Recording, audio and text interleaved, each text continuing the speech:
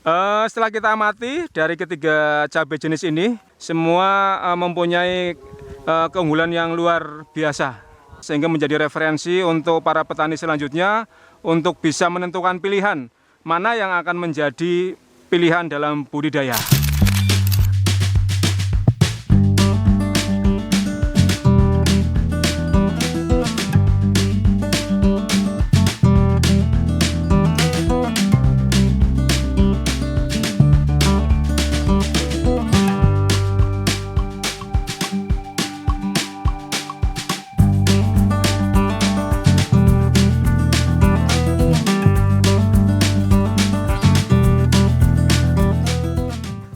Selamat sore, kali ini saya berada di lahan cabai, di mana lahan ini saat ini mengalami kekeringan, dan ini menjadi salah satu percobaan yang kami lakukan untuk melihat karakter dari beberapa jenis cabai unggul.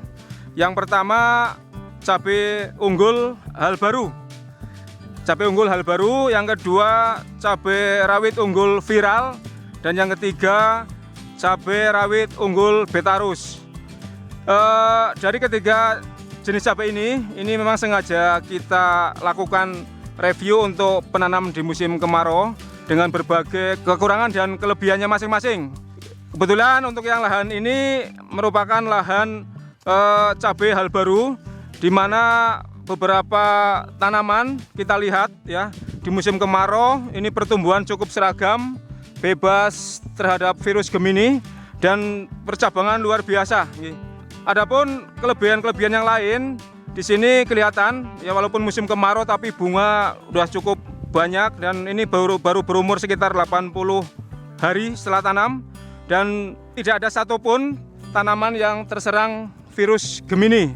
Beberapa kelebihan lain, tanaman cukup kokoh, percabangan juga cukup banyak ya. Ketahanan terhadap trip ini juga luar biasa, ini juga belum ada tanda-tanda daun masih, pucuknya masih segar bugar ya, belum ada tanda-tanda keriting, sehingga harapan terhadap cabai ini mungkin nanti produktivitasnya cukup tinggi.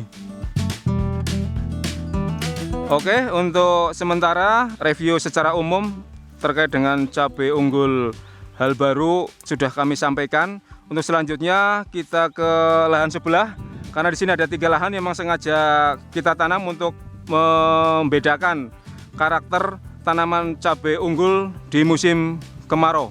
Oke, kita ke lahan untuk cabai yang kedua, yaitu cabai rawit Betarus.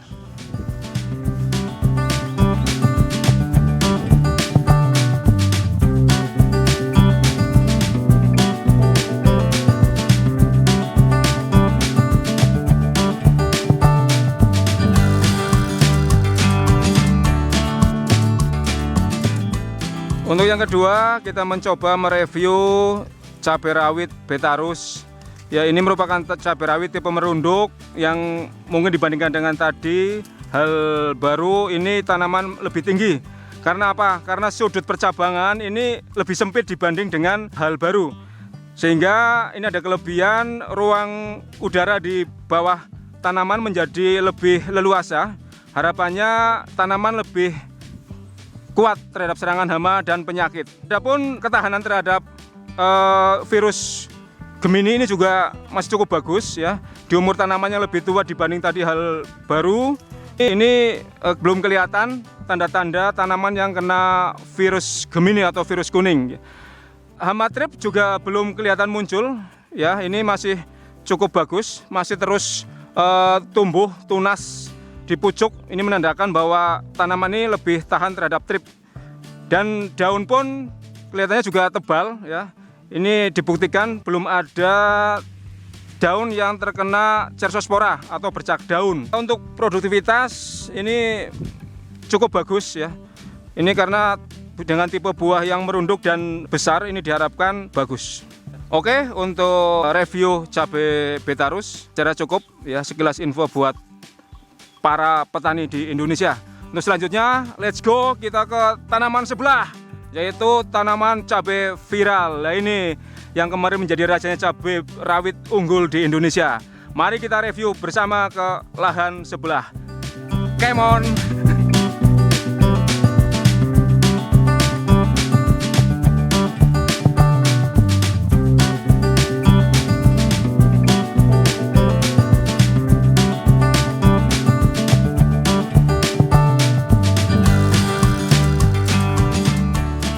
Oke, yang ketiga kita coba mereview tanaman cabai unggul viral.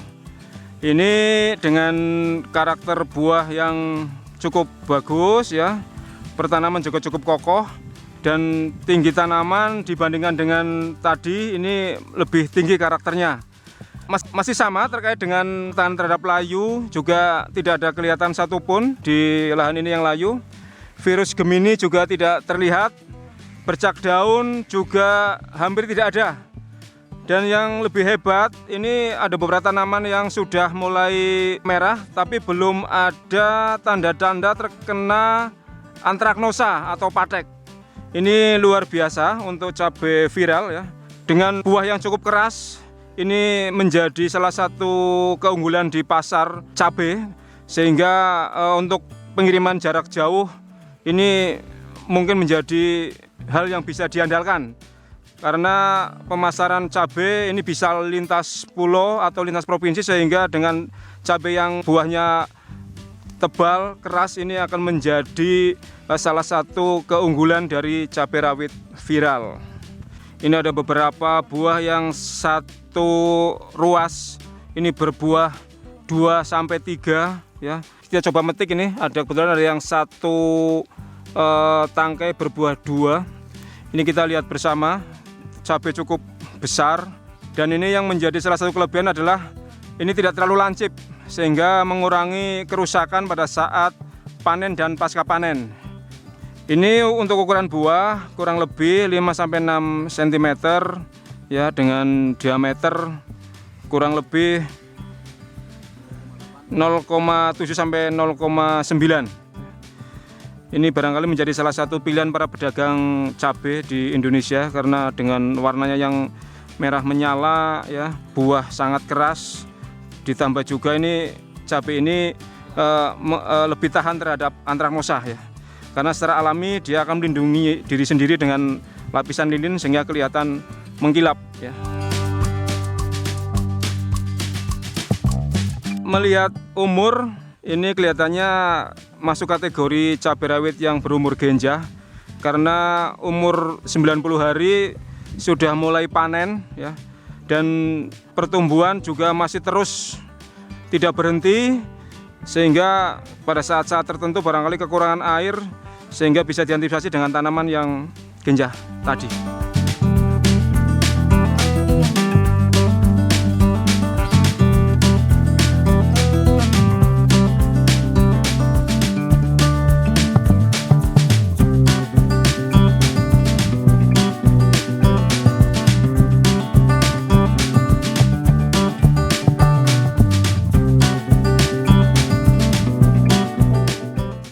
Setelah kita amati dari ketiga cabai jenis ini, cabai hal baru, betarus, dan cabai viral, ini ketiga-tiganya kalau saya amati sangat tahan terhadap virus Gemini.